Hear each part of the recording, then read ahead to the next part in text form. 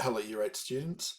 This video is to go over what we did in class in our second lesson as we start to look at our storage box project, and that is after finishing 01 safety workshop and submitting that file. So the first thing you'll need to do, if you haven't already, is to go to the project tile, the unit of work, and then scroll down on the right hand side to find the files section on the school box and grab this third file, which is our box portfolio. When you download that file, as with most things, you should move that to your OneDrive folder so that you're looking after that properly. If you choose not to, remember that this school is not able to help you with recovering files, potentially if you lose them. Once you have got that file, you should open it up and you'll see, again, something very similar to what you probably did in Year 7 in product design. On this first page, please put your name in the space provided. Again, remember, I want to see proper capital letters and all the punctuation, etc. So please put your name in properly. And in the second space here, where we have HB, which is supposed to be for home base, as we are not in home bases anymore, I'd like you to remove that and put in our class code. At the time of this particular video, the class I'm working with is the 8D class, so the code there would be PRDE08 and a lowercase d.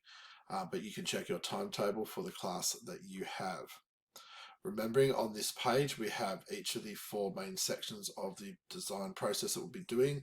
The section that's missing, of course, is the production section, but that will not be shown on this. This will be done obviously in the production area. And the idea is that you can fill in the complete section with the date that you complete each of those areas. In class, we then went through and had a look at page 2 and page 3, which are the blue pages.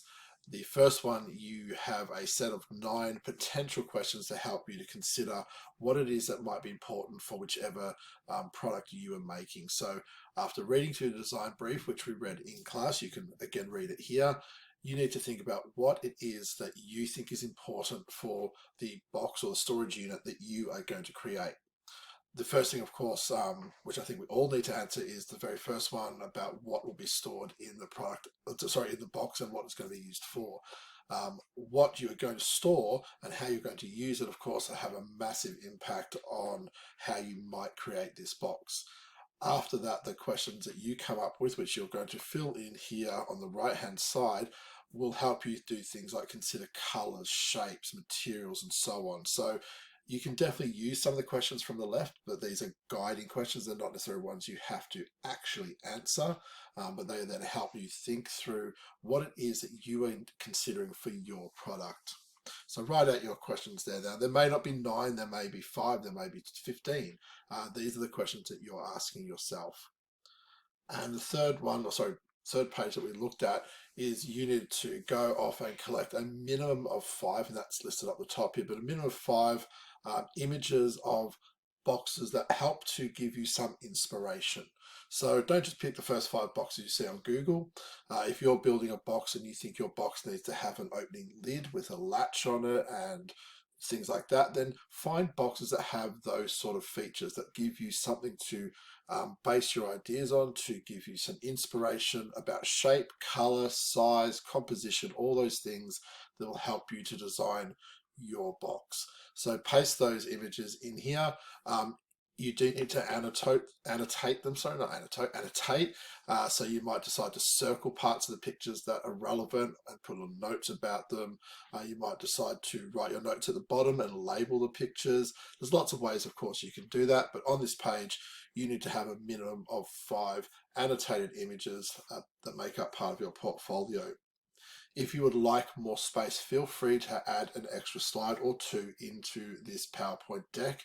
You can just add those in like normal. You don't have to make them look exactly like this page here, but you can just add some blank pages in so that you can add additional images that you feel are important. This is your portfolio and these are your ideas, so feel free to expand on that. Once you have done those 2 pages, then you technically can come back to page 1 and you can put the date that you've now completed that section because you have now done your investigation. In our next class, we're going to continue on looking at designing, so we'll be coming into these yellow areas. But for now, you needed to complete page 2 and page 3, ready for our class next week.